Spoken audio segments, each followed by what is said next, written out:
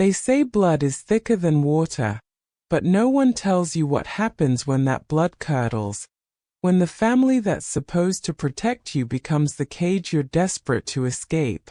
My name is Amora Mensah, and this is the story of how my parents chose a lie over the truth, a violent son over their perfect daughter, and how that single choice became the catalyst that would reshape all our lives forever. I was 17 when they suspended my education. 17, with a 4.0 GPA, captain of the debate team, volunteer coordinator at the local shelter, and on track for valedictorian. None of it mattered. What mattered was that their precious John, my younger brother, their golden boy, had beaten another student bloody and needed someone to blame. That someone was me. And when I refused to apologize for something I didn't do, my mother looked me dead in the eye and said, "Then you don't go back to school until you do." I remember standing in our living room, my father's silence more damning than any words, watching my entire future crumble because the truth was less important than protecting John's reputation. I remember the suffocating weight of injustice pressing against my chest, making it hard to breathe. But what they didn't know, what they couldn't have anticipated, was that their betrayal would forge something unbreakable inside me. Something sharp. Something that would cut through every obstacle they tried to place in my path. This isn't a story about a victim. This is a story about calculated rebellion, strategic revenge, and the sweetest victory of all.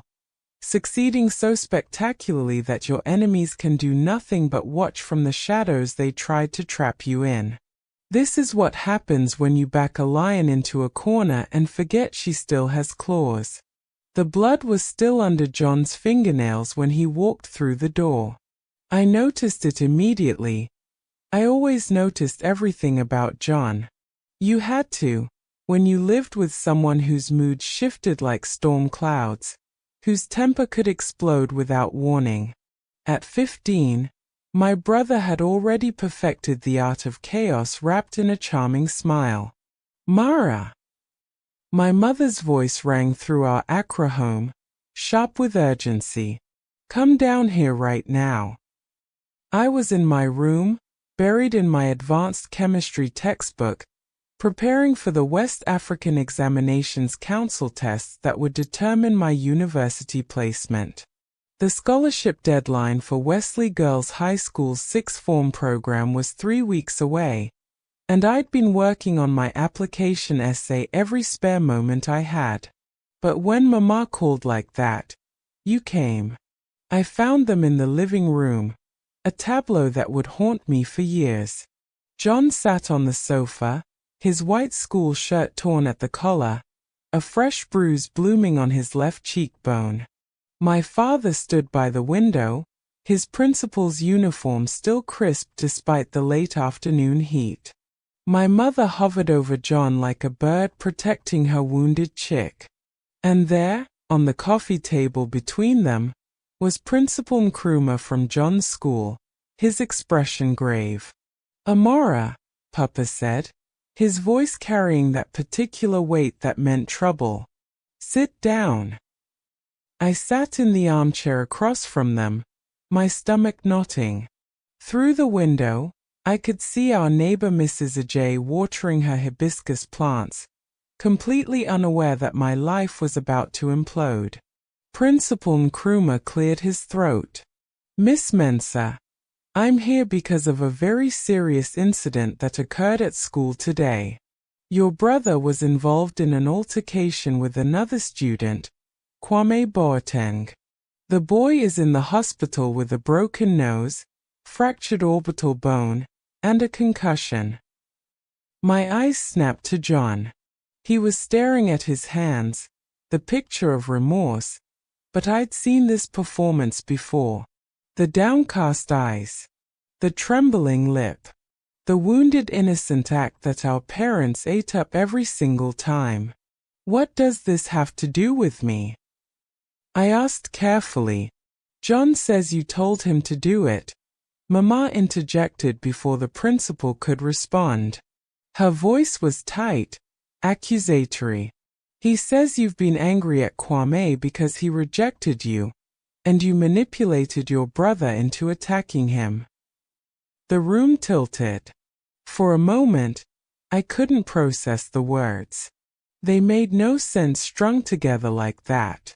It was like hearing someone speak in a foreign language, familiar sounds arranged in a completely incomprehensible pattern. That's what I finally managed. John looked up then, and for just a fraction of a second, I saw it, the smirk. Quick as lightning, gone before anyone else could catch it. But I saw it. And he knew I saw it. I'm sorry, sis, he said, his voice cracking perfectly. I know I shouldn't have listened to you.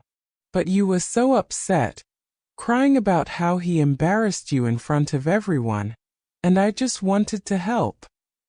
That's a lie. I shot to my feet, my textbook sliding off my lap and hitting the floor with a thud. I don't even know Kwame Boateng. I've never spoken to him in my life. Amora, sit down, Papa commanded. No. This is insane. I go to a different school. When would I have even met this boy? When would I have had time to develop some revenge fantasy? Principal Nkrumah held up his hand. Miss Mensah, according to John and several witnesses, you attended the inter-school debate tournament last month at his school. Kwame was there as well, competing. Multiple students reported seeing you arguing with him after the event. I felt like I was drowning in air.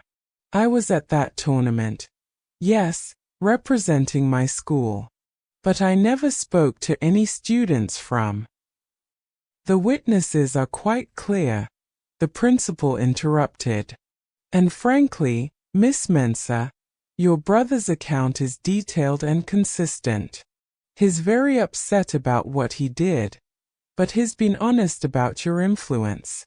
I think that deserves some consideration. Influence. The word came out as a hiss. John beat someone badly enough to put them in the hospital, and you're worried about influence. Watch your tone, Mama warned. I turned to my parents, desperate now. You can't possibly believe this. You know me. I've never been in trouble. I've never lied to you. Why would I suddenly orchestrate some elaborate revenge plot against a random boy? My father's expression was stone. That's exactly what concerns me. You've always been so perfect, Amora. Perfect grades, perfect behavior, perfect everything. But perhaps that pressure has built up. Perhaps you've been hiding darker feelings. Darker feelings. I nearly choked on the words. Your father and I have discussed this, Mama said, crossing her arms. You've always been jealous of John. Always competing with him, always trying to make him look bad. He makes himself look bad. The words erupted from somewhere primal. He's been getting into fights since primary school. He's been caught stealing. He cheats on his exams. And every single time, you make excuses for him. The slap came so fast I didn't see it coming. My mother's palm connected with my cheek with a crack that seemed to echo through the entire house. The sting radiated through my face, but it was nothing compared to the burning in my chest. How dare you? She breathed, her hand still raised. How dare you speak about your brother that way? After what you've done, you have the audacity to. I didn't do anything. My voice broke, tears finally spilling over. Not from the slap, from the sheer, crushing injustice of it all. Principal Nkrumah stood, clearly uncomfortable. Mr. and Mrs. Mensah, I'll leave you to handle this family matter. But I need to know. John will be suspended for 2 weeks as per our policy. Will Amara be issuing a public apology to Kwame and his family? I stared at my parents, my vision blurred. Surely they wouldn't. She will, Papa said firmly. Tomorrow. We'll all go together to the hospital. No, I whispered. What did you say?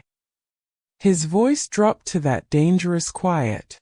I straightened my spine, wiping the tears from my face with the back of my hand. When I spoke again, my voice was steady. I said no. I will not apologize for something I didn't do. I won't lie just to protect John from the consequences of his own violence. The silence that followed was arctic. Mama stepped forward, her eyes blazing.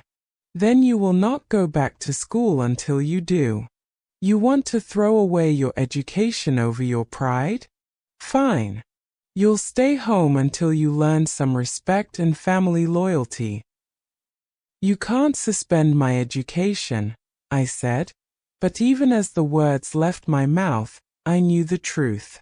They could. They were my parents. They controlled everything, my school fees, my uniform, my transportation. Without their permission, I couldn't attend classes. Watch us, Papa said coldly. Get to your room. You're grounded indefinitely. I looked at John one last time. He was watching me with those dead eyes, the ones he got when he knew he'd won. And I understood, in that crystallizing moment, that this wasn't just about protecting himself from punishment. This was about destroying me, because somewhere in his twisted mind, my brother had always resented my success. Every award I won, every praise I received, every time our parents held me up as an example, it had festered inside him like rot. And now he'd found a way to tear it all down. I walked upstairs on legs that felt like lead, each step a monumental effort. Behind me, I could hear my mother thanking Principal Nkrumah for his understanding, my father's low murmur of agreement. None of them followed me. I closed my bedroom door and stood in the center of my room, surrounded by the evidence of my perfect life. Debate trophies lined my shelves. Certificates of achievement covered one wall. My uniform hung crisply in the closet, my school bag packed and ready for tomorrow's classes. Tomorrow's classes that I wouldn't attend. I sank onto my bed, and for exactly 5 minutes, I allowed myself to fall apart. I buried my face in my pillow and sobbed. Great, wrenching sobs that shook my entire body. I cried for the injustice, for the betrayal, for the future I could feel slipping through my fingers. But then, as the sun began to set outside my window, painting the sky in shades of orange and purple, something shifted inside me. The tears stopped. The grief crystallized into something else. Something cold and sharp and absolutely unbreakable. If my parents wanted to play this game, fine. If they wanted to choose their violent, manipulative son over their honest daughter, that was their choice. But I had choices too. I stood up, walked to my desk, and opened my laptop. The Wesley Girls Scholarship application stared back at me, 73% complete. The deadline was in 3 weeks. I opened a new browser tab and searched for Ghana education law, parental rights, and boarding school admissions. Then I started reading. And as I read, a plan began to form, intricate, careful, and utterly ruthless. They thought they could cage me. They were about to learn that the cage door had been open all along. The first week of house arrest was the hardest. I watched from my bedroom window as my classmates walked past our gate each morning, their laughter floating up on the humid air. My phone buzzed constantly with messages from friends asking where I was, if I was okay, when I was coming back.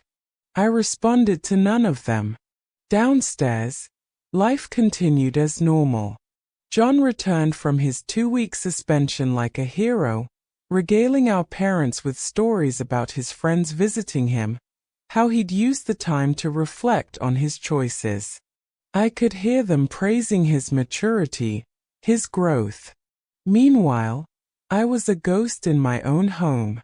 Mama brought my meals to my door, setting them on the floor without a word. Papa passed me in the hallway without acknowledgement. They were waiting for me to break, to come crawling with an apology so I could return to my normal life. But I was never going back to normal.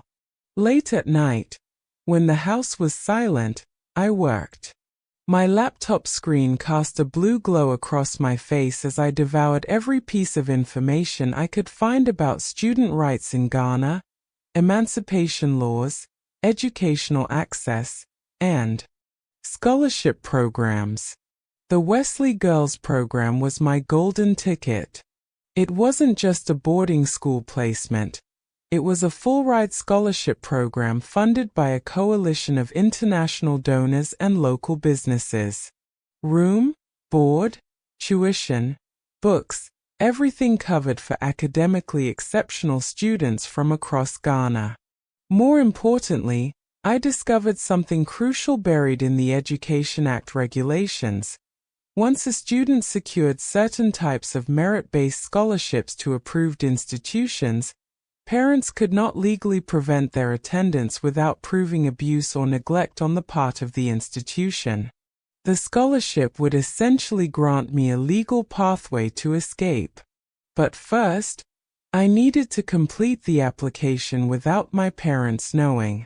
And that meant I needed documents, my birth certificate, my academic transcripts, my national ID number. Most of those documents were in Papa's study, locked in his filing cabinet. On the 8th night of my imprisonment, I made my move. I waited until 2 a.m., when Papa's snoring rattled through the walls and Mama's sleep medication had long since kicked in. John's room was silent. He'd probably passed out after gaming until midnight as usual. I crept down the stairs in bare feet, avoiding the third step that always creaked. The moonlight through the windows cast everything in silver and shadow. Our house, which had always felt warm and full of life, now seemed like a mausoleum. Papa's study door was unlocked. He'd always been confident that his authority was lock enough. I slipped inside and closed the door softly behind me. The filing cabinet was another matter. It had a key lock, and I didn't have a key. But I did have bobby pins and a YouTube education in lock picking, courtesy of my sleepless nights. It took me 23 minutes of fumbling in the dark, my hands shaking, sweat beading on my forehead, before I heard the satisfying click. I eased the drawer open slowly, wincing at every small sound. Inside were folders organized with my father's typical precision. I found mine quickly, Amora Mensa written in his neat handwriting. I pulled out my birth certificate, the original copy, my academic records from the past 3 years, my immunization records, every document I'd need. I was about to close the drawer when I noticed another folder. This one labeled John Mensa, Confidential. My hand hesitated over it. Don't, the rational part of my brain warned. You have what you need. Don't risk getting caught. But something darker whispered, know your enemy. I pulled out the folder. What I found made my blood run cold. There were incident reports from John's school dating back to when he was 12. Theft, bullying, fighting. One report detailed how he'd locked a younger student in a storage closet for 6 hours. Another described him threatening a girl who'd rejected his advances. And at the bottom, a letter from a child psychologist dated 2 years ago, recommending immediate intervention for concerning antisocial behaviors and manipulative tendencies. My parents had known. They'd known for years that John was dangerous, that his violence was escalating, that he needed professional help. And they'd done nothing. They'd chosen to pretend their son was normal, to make excuses, to blame everyone else, and now, to blame me. I took photos of every document with my phone, my hands trembling with rage. Then I carefully replaced everything exactly as I'd found it, locked the cabinet, and crept back upstairs. That night, I didn't sleep. I sat at my desk, the psychologist's words burned into my brain, and I refined my plan. Wesley Girls wasn't just my escape anymore. It was my weapon. Over the next 2 weeks, I became a model prisoner. I ate the meals left at my door. I stayed quiet in my room. I didn't argue or protest. My parents took this as submission. They had no idea I was working 18-hour days on my scholarship application. No idea I'd contacted 5 of my teachers through carefully worded emails from a new account, explaining that I was applying for a special opportunity and needed recommendation letters sent directly to the school. No idea I'd reached out to Principal Mensah from Wesley Girls directly, explaining my situation, not all of it, just enough. Just that there were family difficulties, that I needed a chance to continue my education in a more stable environment. She'd been sympathetic. More than that, she'd been impressed by my grades, my achievements, my essay about using education as a tool for social change. "We need more girls like you, Amora," she'd written back. "Girls who fight for their futures." If only she knew how literally true that was. The application deadline was on a Friday. I submitted mine at 11:58 p.m., 2 minutes before it closed, my heart pounding so hard I thought it might break through my ribs. Then I waited. The response came faster than I'd dared hope. Just 5 days later. I was checking my secret email account when I saw it, the subject line that would change everything: Wesley Girls High School, Scholarship Award Notification. My hands shook as I opened it. "Dear Miss Mensah, we are delighted to inform you that you have been selected as one of 3 recipients of the 2024 Presidential Excellence Scholarship to Wesley Girls High School. Your academic achievements, leadership qualities, and compelling personal statement have demonstrated exactly the kind of excellence we seek to nurture." I had to read it 3 times before I believed it. Full scholarship. Room and board. Starting in 2 weeks. I'd done it. But now came the hard part, telling my parents. I waited until Sunday dinner, the one meal we were still required to share as a family. The tension at the table had become normal, Mama and Papa chatting with John about his plans to try out for the football team, me silent and invisible at the end. I set down my fork carefully. "I have an announcement," I said. The conversation stopped. 3 pairs of eyes turned to me. My parents surprised, John suspicious.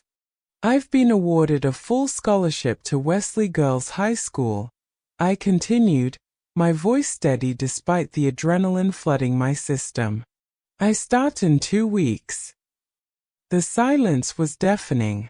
Then Papa laughed, actually laughed. "Don't be ridiculous, Amora. You can't go to Wesley Girls. You're grounded." "I'm not asking permission," I said calmly. "I'm informing you of what's happening. The scholarship is merit-based and falls under the Educational Access Protection Act. Once awarded, Parental consent is not required for attendance. I'd rehearsed those words 100 times, making sure my delivery was perfect. Mama's face had gone pale. You applied without our permission. I applied because you suspended my education illegally over a false accusation. The scholarship committee was very interested in that story, actually. That was a lie. I hadn't told them the full story. But my parents didn't know that. Papa's chair scraped back as he stood, his face darkening. You will not go to that school. I forbid it. Your forbidding has no legal standing, I replied, pulling out the printed scholarship agreement and the relevant sections of the Education Act that I'd highlighted. I've already signed the enrollment papers. The school has accepted me. According to Section 43, subsection 12. I don't care about your sections. Papa roared.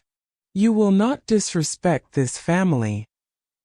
This family disrespected me first. My voice was ice. You chose to believe a lie. You suspended my education. You've held my future hostage for a crime I didn't commit. Wesley Girls is my way out, and you can't stop me. John had been quiet through all of this, but now he spoke up, his voice small. Mara, come on. Just say you're sorry and this can all go back to normal. I turned to look at my brother, really look at him, and for the first time, I saw something in his eyes that wasn't smugness or calculation. Fear. Tell them the truth, John, I said softly. Tell them you lied. Tell them I had nothing to do with what you did to Kwame. For a moment, I thought he might actually do it. His mouth opened, and something flickered across his face. Guilt, maybe, or shame. But then Mama stepped forward, placing her hand on his shoulder protectively, and the moment passed. Don't you dare try to manipulate your brother, she hissed at me. Haven't you done enough damage? And that was when I knew. It didn't matter if John confessed. It didn't matter if Kwame himself came forward and said I'd never been involved. My parents had constructed a narrative, and they would cling to it because admitting the truth meant admitting they'd failed as parents. It meant admitting they'd chosen wrong. I'm packing tonight, I said, standing up from the table. I'll be out of your house in 2 weeks. You don't have to drive me. The school is sending a shuttle. If you walk out that door to go to that school, Papa said, his voice low and dangerous, you are no longer my daughter. The words should have hurt. Maybe they did, somewhere deep inside where I buried the little girl who'd once worshipped her father. But that little girl was dead. Then I guess I'm not your daughter anymore, I said. I left them sitting at the dinner table and climbed the stairs to my room for the second to last time. Behind me, I could hear Mama crying, Papa's angry muttering, and underneath it all, the sound of John's silence, heavier and more damning than any words. They tried everything to stop me. The next morning, I woke to find the door to my room locked from the outside. They'd installed a bolt while I slept, trapping me inside. I climbed out the window. Our house was single-story, and my room faced the back garden. It was a 6-foot drop to the flower bed below, easy enough for someone who'd spent 3 years on the volleyball team. I landed in a crouch, my backpack already strapped to my shoulders, and walked around to the front gate. Mrs. Ajay was sweeping her veranda when she saw me. Her eyes widened, but she said nothing as I passed. The neighborhood had probably heard the shouting last night. I walked to the corner internet cafe and used their phone to call Wesley Girls. Principal Mensah answered on the second ring. Miss Mensah? Is everything all right? My parents are trying to prevent my attendance, I said flatly. They've locked me in my room. I need to know if the scholarship protection is real, or if I'm about to end up permanently trapped. There was a long pause. Then, Amora, how soon can you get to Accra Central? An hour. Meet me at the registrar's office. Bring everything you have. We'll make this official. She hung up, and I started walking. I made it 3 blocks before Papa's car pulled up beside me. He got out, his face a mask of rage and desperation. Get in the car, Amora. Now. No. I'm your father. You stopped being my father when you called me a liar, I said. When you hit me. When you chose John over the truth. People on the street were starting to stare. Papa was a respected principal, well known in our community. This public confrontation was his worst nightmare. Please, he said, and the anger cracked, showing something raw beneath. Please, Amora. You're destroying this family. This family destroyed itself, I replied. I'm just the only one honest enough to acknowledge it. I kept walking. He didn't follow. At the registrar's office, Principal Mensah was waiting with 2 other women, a lawyer from the Ghana Education Service and a representative from the Scholarship Foundation. They listened to my story, the real story this time, about John's violence, the false accusation, my parents' ultimatum, the documents I'd found proving they'd known about John's issues for years. I showed them the photos on my phone. The lawyer's expression grew grimmer with every image. This is neglect, she said finally. Failing to provide necessary mental health treatment, allowing escalating violence, and then punishing the victim when. I don't want them prosecuted, I interrupted. I just want to go to school. I want to be left alone. Principal Mensah leaned forward. Amora, are you sure? Because what they've done. I'm sure. I met her eyes. The best revenge isn't getting them in trouble.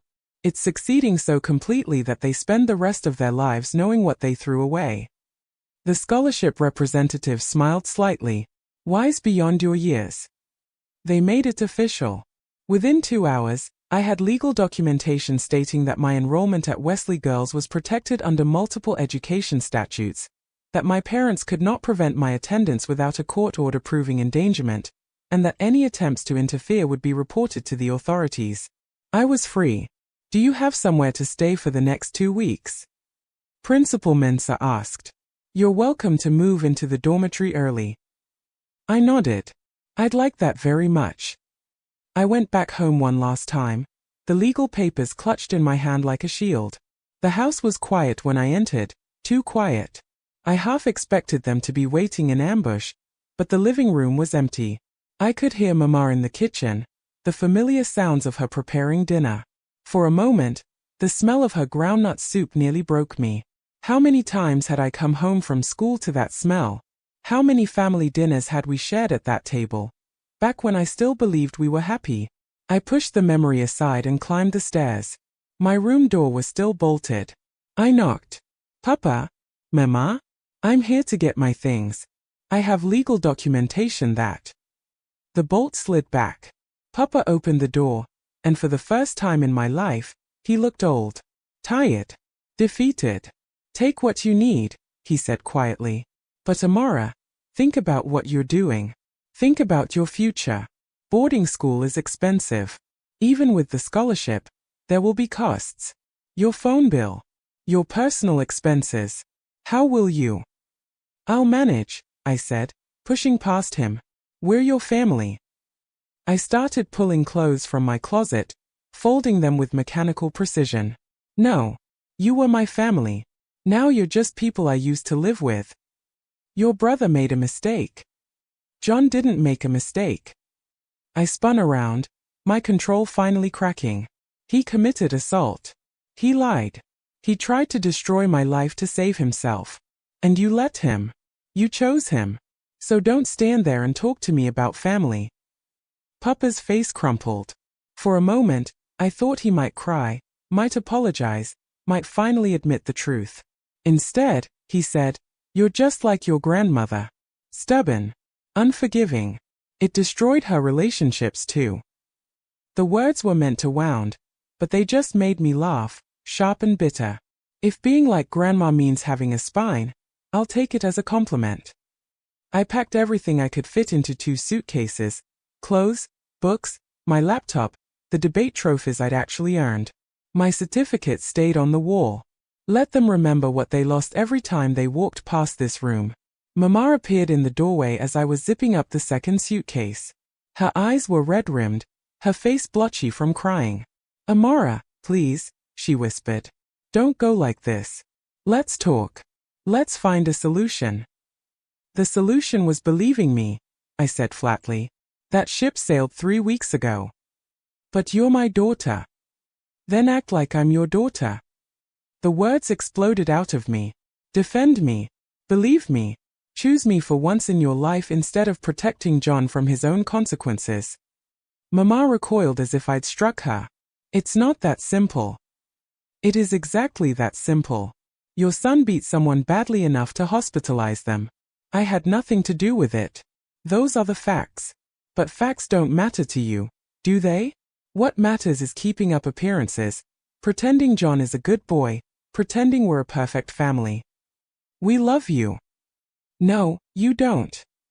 My voice went quiet, deadly calm. "You love the version of me that makes you look good. The perfect daughter with perfect grades who never causes problems.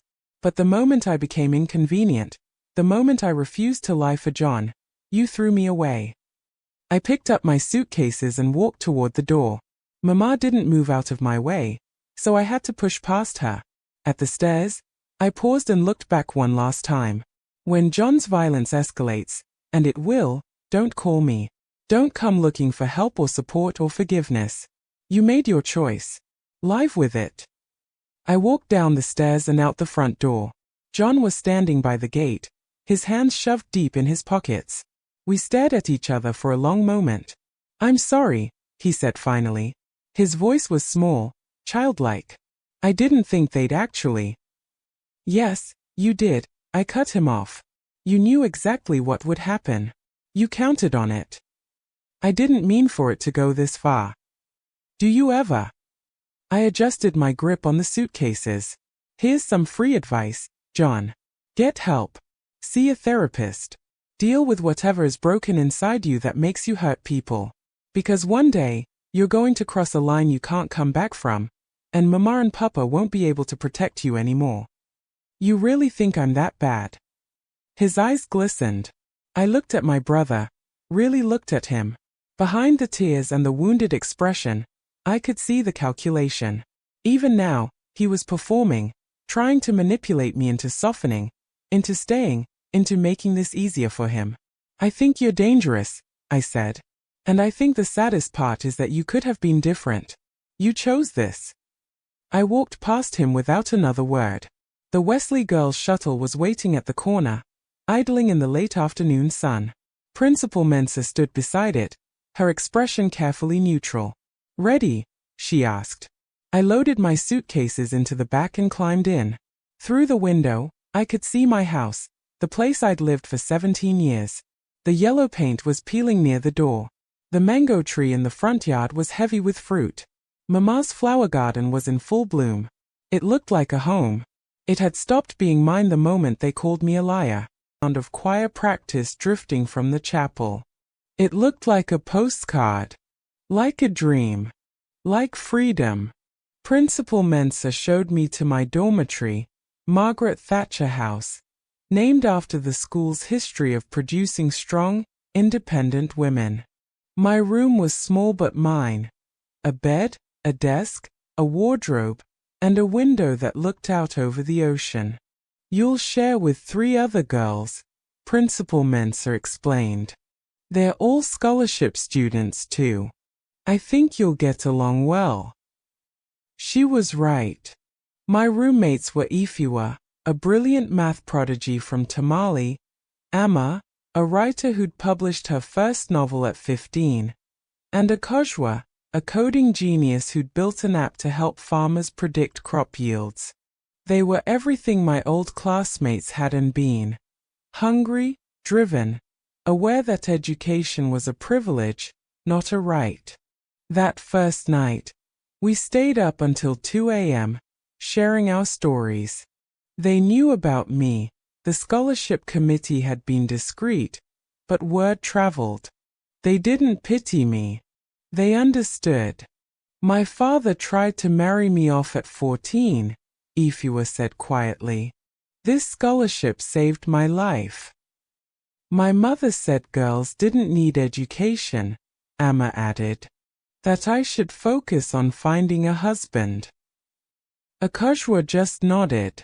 We're all here because we fought to be here. That's what makes us sisters. I fell asleep that night feeling something I hadn't felt in weeks: hopeful. The first month at Wesley Girls was brutal in the best way possible. The academic program was rigorous, far more challenging than my previous school. Advanced physics, higher-level English literature, economics, and government studies. I was drowning in work, staying up late every night, my hand cramping from note-taking. I loved every second of it. My phone sat in my drawer, turned off. My parents had called 73 times in the first week before finally giving up. John had sent a series of text messages that devolved from apologetic to angry to manipulative. I deleted them all without reading past the first line. The only person I stayed in contact with was Mrs. Ajay, our old neighbor, who'd become an unexpected ally. She'd slip me messages through a private email account, updating me on the situation at home. Your mother cries a lot. Your father pretends everything is normal. John got into another fight at school last week. Broke a boy's arm this time. The school is threatening expulsion. I read the message with grim satisfaction. The truth was catching up with them, one incident at a time. Meanwhile, I was thriving. Within 3 months, I'd made the honor roll. Within 6, I was elected class representative. By the end of my first year, I'd won the National Debate Championship, securing Wesley Girls' first victory in that competition in 12 years. The local newspapers covered it. There was a photo of me holding the trophy, Principal Mensah beaming beside me. Mrs. Ajay sent me a message. Your parents saw the article. Your mother cut it out and put it on the fridge. Your father threw it away later that night. Good. Let them see what they'd lost.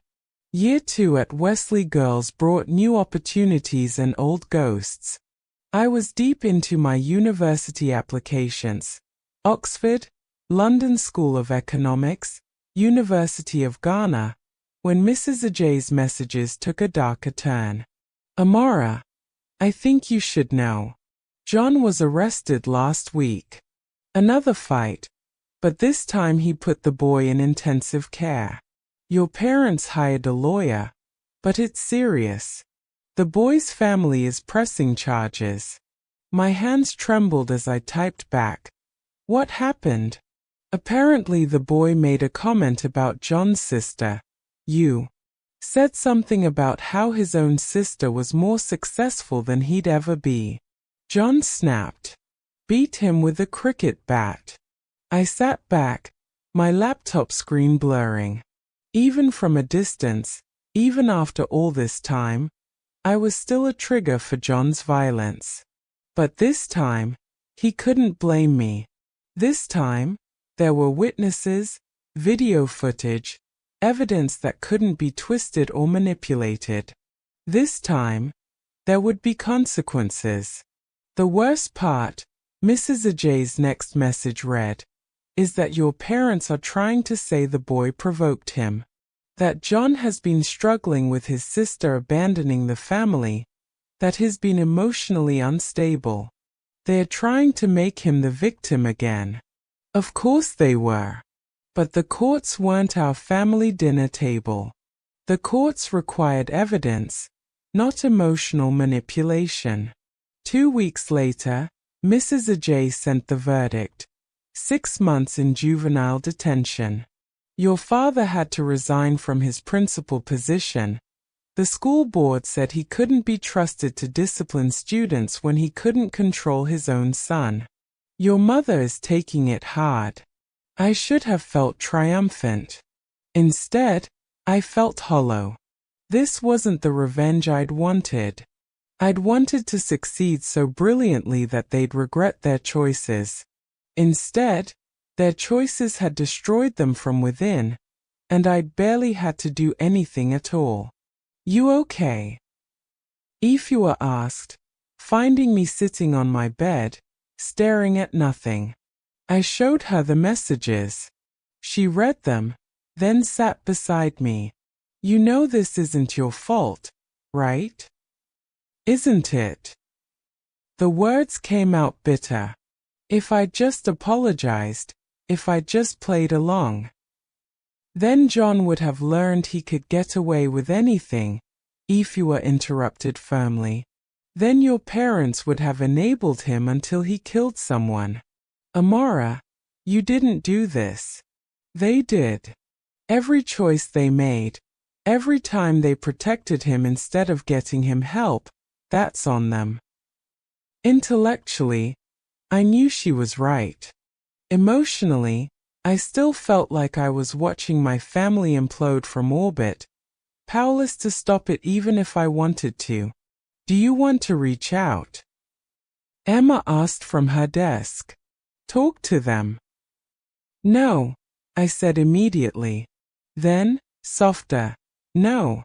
That door is closed. But that night, I dreamed of my mother's groundnut soup, my father reading the newspaper in his chair, John and me as children, playing in the garden before everything went wrong. I woke up crying and hated myself for it. The scholarship to Oxford came through in my final term at Wesley Girls. Full ride. PPE, philosophy, politics, and economics. It was the program that had produced presidents, prime ministers, world leaders.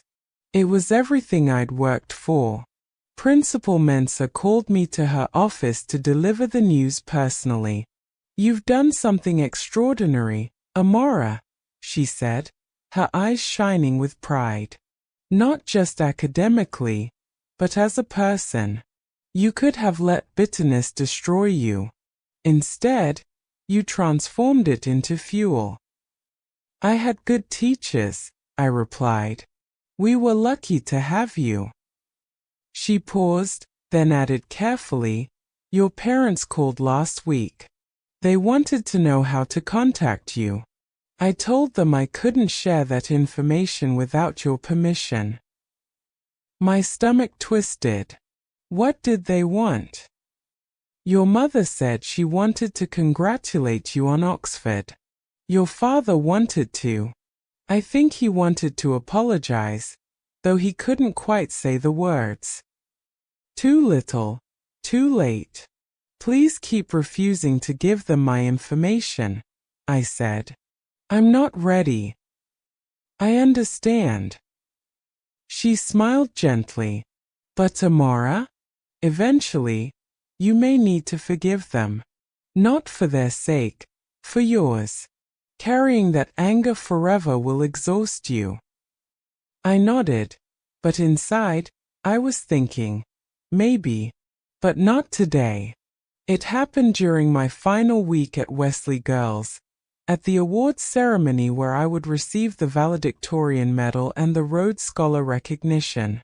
The auditorium was packed, students, teachers, parents, journalists covering the event because 2 Wesley Girls students had secured Oxford scholarships, a school record.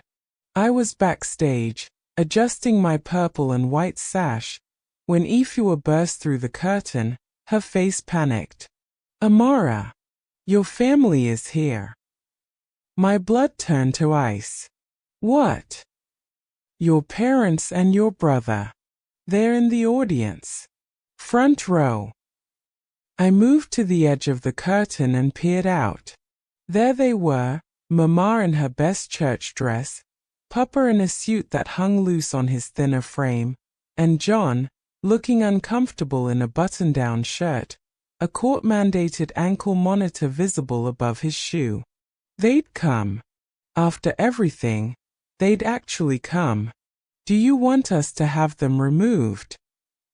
Principal Mensah appeared at my elbow. I can have security escort them out quietly. Every instinct screamed yes.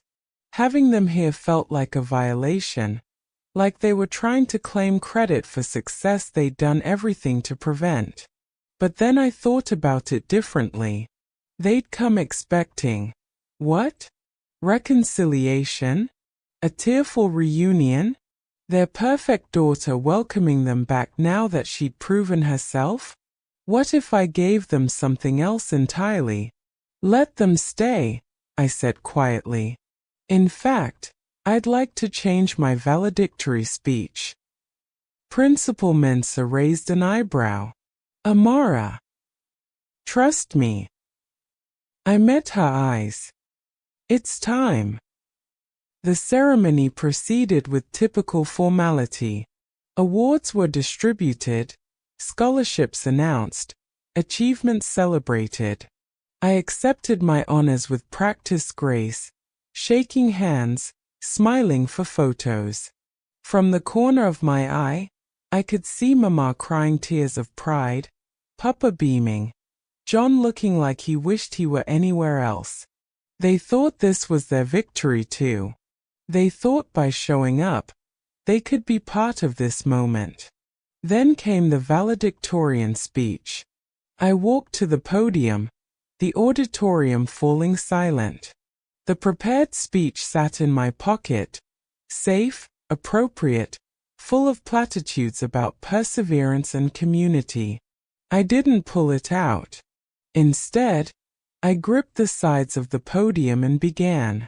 2 years ago, I stood in my parents' living room and learned an important lesson about family. I learned that blood relation doesn't guarantee loyalty, that the people who are supposed to protect you can sometimes be the ones who hurt you most. A murmur rippled through the audience.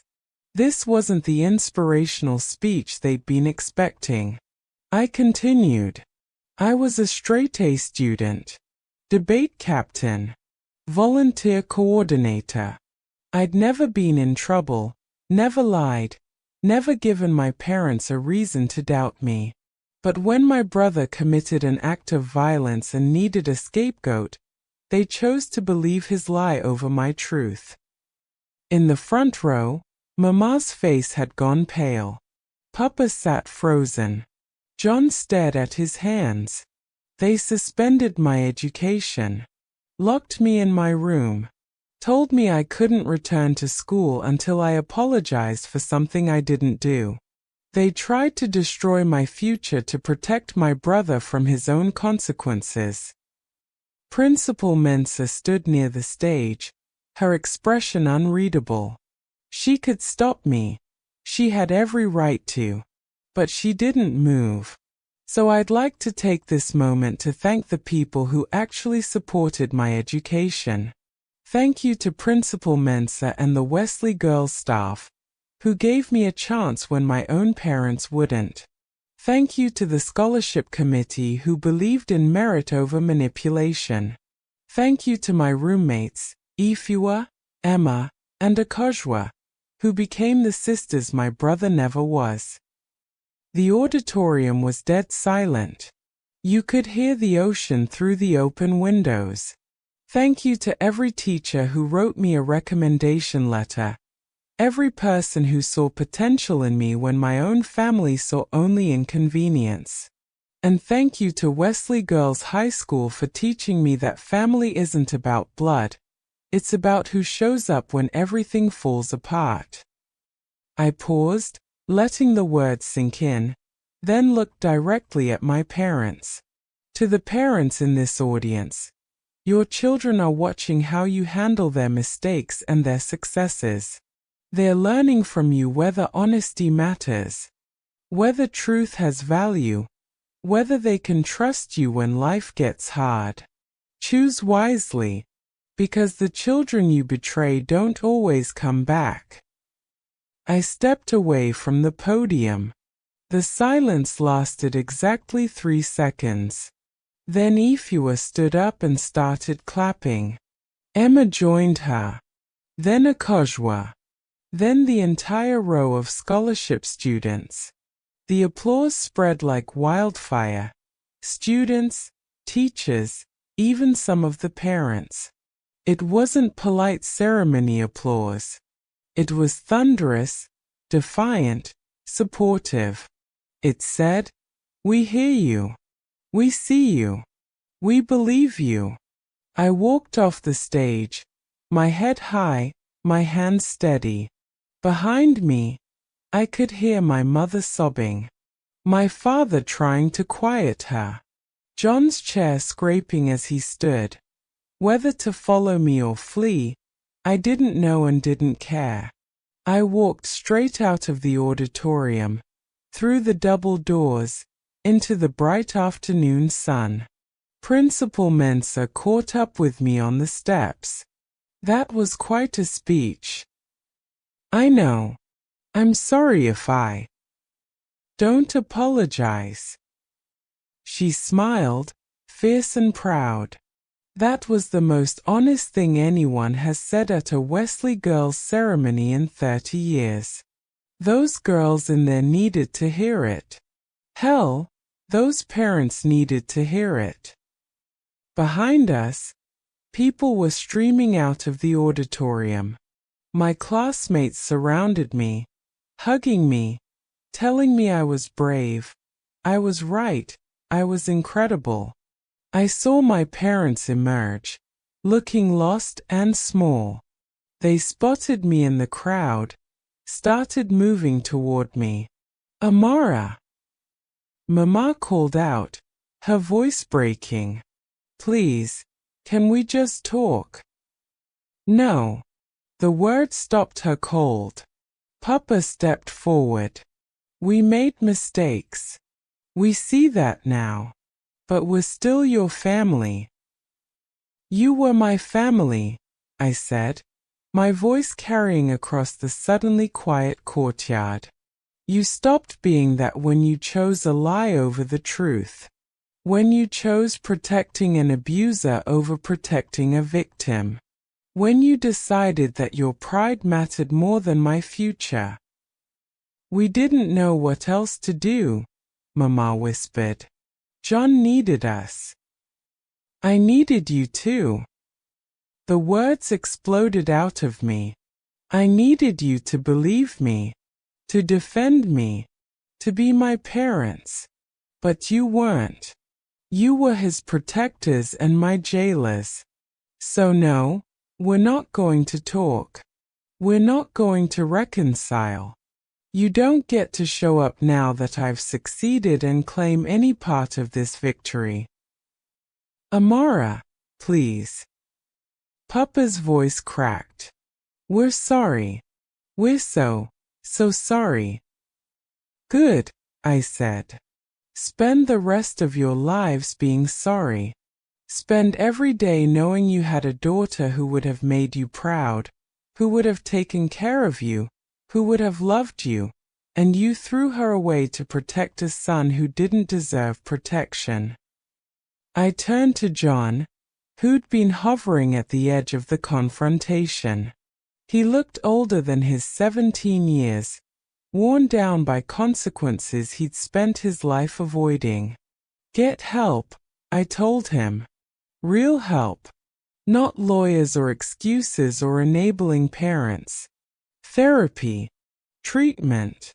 Whatever it takes to fix what's broken inside you. Because this path you're on, it ends in prison or worse. For once, John didn't argue or deflect. He just nodded, tears streaming down his face. I'm leaving now, I announced to all of them. I'm going to Oxford. I'm going to build an incredible life. And you won't be part of it. That's not cruelty, it's consequence. You taught me that actions have consequences. I'm just applying the lesson. I walked away, my Wesley girls' sisters flanking me like an honor guard. Behind me, I could hear my mother's sobs, my father's broken pleas, John's silence. I didn't look back. Not once. Oxford was everything Wesley girls had promised and more. The dreaming spires, the ancient libraries, the brilliant minds from every corner of the world. I threw myself into my studies with the same fierce determination that had gotten me there. PPE was grueling, 18-hour days of reading, writing, debating, analyzing. I loved every minute. I made friends with people who would go on to change the world. Started a mentorship program connecting Ghanaian students with Oxford scholars. Published my first academic paper on educational access and economic development. And I built walls so high around my past that nobody could breach them. My roommates knew I didn't talk to my family. They respected that boundary, never pushed, never asked questions I didn't want to answer. Mrs. Ajay sent occasional updates, which I read with clinical detachment. Your father is working as a supply teacher now. Your mother took a job at a pharmacy. John violated his probation and served another year in detention. They've had to sell the house, moving to a smaller place in Medina. Their world was shrinking while mine expanded. Graduation came with job offers from 3 different consulting firms and 2 think tanks.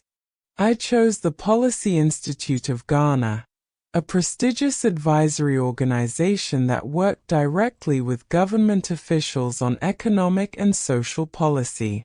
At 23, I was the youngest policy advisor they'd ever hired. At 25, I was leading reform initiatives that affected millions. At 28, I had a corner apartment with river views, a salary that would have been unimaginable to my teenage self, and a reputation as one of Ghana's brightest young minds in governance. I'd done it.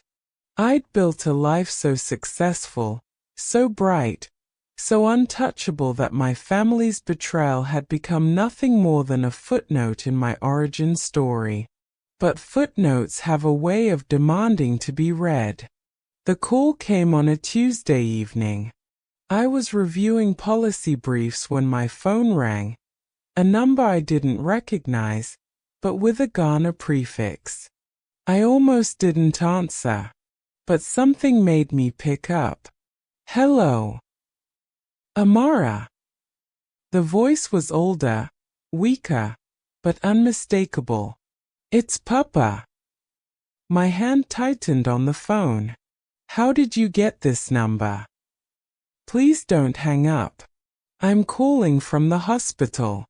It's your mother. She's had a stroke. The world tilted slightly. What? She's stable, but, his voice broke. She's asking for you. She wants to see you before, she wants to make things right. Every instinct told me to hang up, to protect myself, to maintain the boundaries I'd spent a decade building. But underneath the armor I'd constructed, there was still a small part of me that remembered being 7 years old, watching my mother braid my hair, singing old folk songs. Which hospital? I heard myself ask. Call BU teaching hospital looked the same as it had when I'd visited with school trips years ago, overcrowded, understaffed, but doing its best. I found Mama's room on the 3rd floor. Papa was sitting beside her bed, holding her hand. He looked ancient, gray hair, deep wrinkles, the weight of every bad decision etched into his face. He saw me in the doorway and stood. Amara, thank you for coming. I didn't respond. My eyes were on my mother. She looked so small in the hospital bed, for lines snaking from her arms, a blood pressure cuff automatically inflating and deflating on her bicep. Her left side was slack, the stroke's damage evident in how her mouth drooped, how her left hand lay limp on the blanket. Her eyes, though. Her eyes were still sharp. They found me, and tears began streaming down her face. Amara, she managed, her speech slurred but understandable. My baby. I'm not your baby, I said quietly. I stopped being that a long time ago. I know. The words came slowly, painfully. I know. And I'm sorry. So sorry. Sorry doesn't fix anything, Mama. I know that too. She tried to lift her right hand, beckoning me closer. Please, come here. Against my better judgment, I approached the bed. Up close, I could see how much she'd aged. She was only 52, but she looked 70. Your father and I, she began, having to pause every few words to catch her breath. We got divorced. 3 years ago. I glanced at Papa, who nodded miserably. We blamed each other, Mama continued. For John. For you. For everything we'd lost. The marriage couldn't survive what we'd done. What you'd done, I corrected. I didn't do anything. You're right. Papa spoke up, his voice hollow. Amara, you were right about everything. John needed help, not protection. We enabled him until we destroyed him, and destroyed ourselves in the process. Where is John now? I asked. Working at a mobile phone shop in Kasoa, Papa said. He never finished school. Has a drinking problem. Still gets into fights, those smaller ones now. His lost, Amara. And we failed him by never making him face consequences until it was too late. Good, the vindictive part of me thought. But the rest of me just felt tired. Why am I here? I asked Mama directly. What do you want from me? Forgiveness, she whispered. I know I don't deserve it. I know I threw away my chance to be your mother. But I'm dying, Amara. The doctors say I have maybe 6 months. And I can't die without at least asking you to forgive me. The silence stretched between us like broken glass. Part of me wanted to say yes, to give her that peace, to be the bigger person. But another part, the part that had been locked in a room, called a liar, slapped across the face, refused. I can't, I said finally. I can't forgive you. Not because I'm cruel, but because some things can't be forgiven. You didn't make a mistake, Mama. You made a choice. You chose to protect John over protecting me. You chose his lies over my truth. You chose to destroy my education rather than deal with his violence. I know. I'm not finished. My voice was steel. Those choices had consequences. I lost my family. I lost my home. I had to rebuild myself from nothing at 17 years old. Do you have any idea how terrifying that was? How alone I felt? I'm sorry. Stop saying you're sorry. The words came out louder than I intended. Sorry is what you say when you accidentally step on someone's foot. Sorry is what you say when you forget someone's birthday. You don't get to say sorry for betrayal. For choosing a violent son over an innocent daughter. For years of neglect and enabling that turned John into what he is now. Mama was sobbing now. Harsh sounds that shook her whole body. Papa had his head in his hands. I took a deep breath, forcing myself to calm. But, I continued more quietly, I also can't carry anger forever. So here's what I can give you. I don't forgive you, but I also don't wish you harm. I hope your last months are peaceful. I hope you find some kind of redemption or peace or whatever you need. But I won't be part of it. This is goodbye, Mama. Final goodbye. Amara, please. Papa stood, reaching for me. Don't touch me. I stepped back. You had a brilliant daughter who loved you, who would have made you proud, who would have been there for you in your old age. You threw that away. Now you get to spend the rest of your lives knowing what you lost. That's not revenge. That's just reality. I turned toward the door. Wait. Mama's voice was desperate. What about John? Will you at least talk to him? He's destroyed himself with guilt over what he did to you. I paused at the threshold, looking back one last time. John made his choices too. If he wants redemption, he can find it the same way I found success, by working for it. By changing. By becoming someone better than who he was. But I'm not responsible for saving him any more than I was responsible for his violence. He's your brother. No, I said firmly. He's a stranger who shares my DNA. That's all he'll ever be. I walked out of the room, down the corridor, out of the hospital, into the bright Accra afternoon. I didn't cry. I didn't break down. I'd said what needed to be said, drawn the final line, closed the door that had been hanging open for too long. It wasn't satisfying. Exactly. There was no triumph in watching my mother dying in a hospital bed, my father broken and aged, my brother trapped in mediocrity and self-loathing. But it was closure. And sometimes closure is enough. 5 years later, I stood on the balcony of my riverside apartment, watching the sun set over the Volta River, a glass of wine in my hand.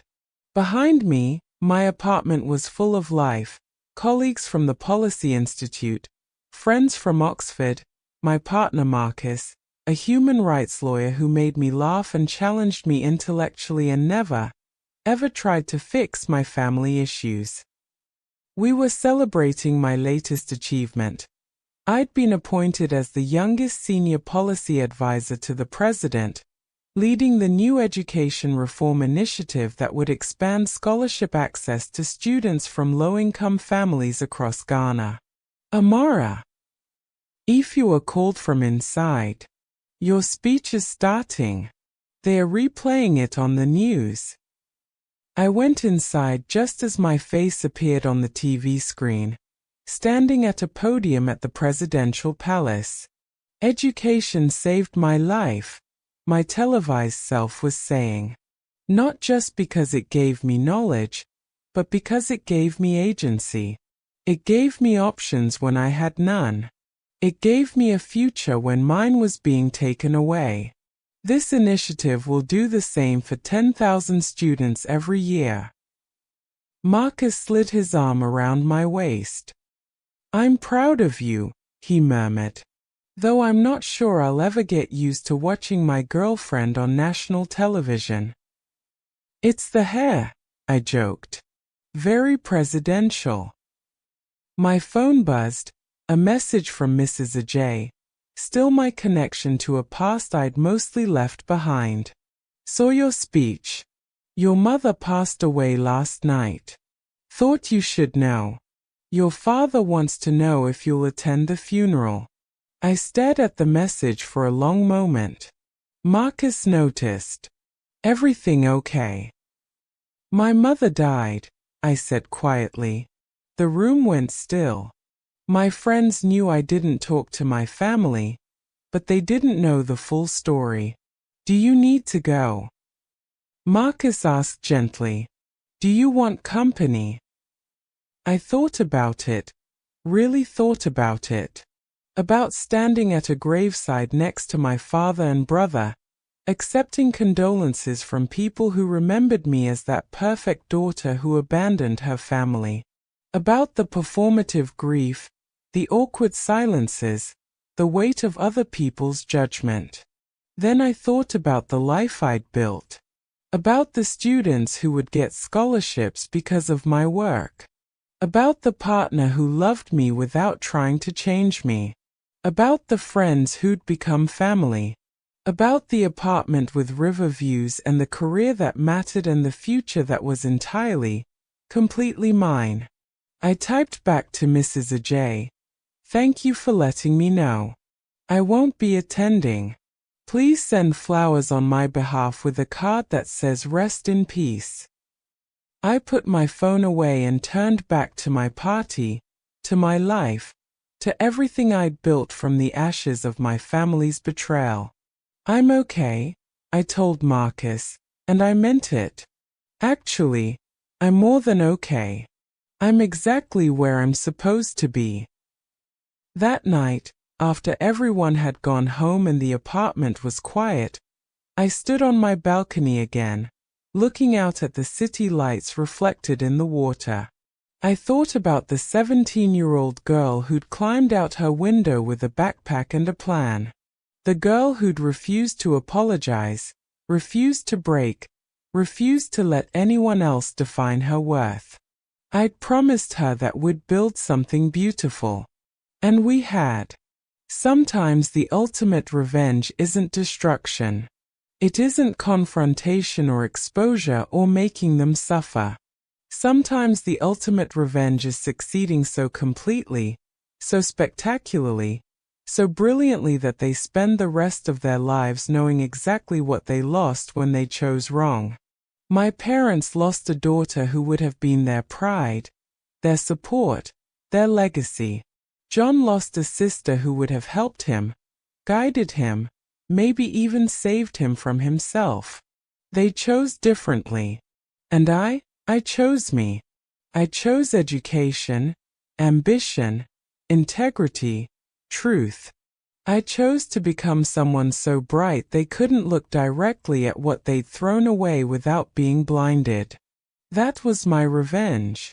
And it was sweeter than anything else could have been. I raised my wine glass to my reflection in the window, to the survivor, the fighter, the woman who'd turned betrayal into fuel and built an empire from spite and determination. We did it. I whispered to that 17-year-old girl who still lived somewhere inside me. We won. The city lights sparkled below, full of promise and possibility. And for the first time in years, when I thought about my family, I felt nothing but peace. They were the past. I was the future. And the future was exactly as bright as I'd always known it could be.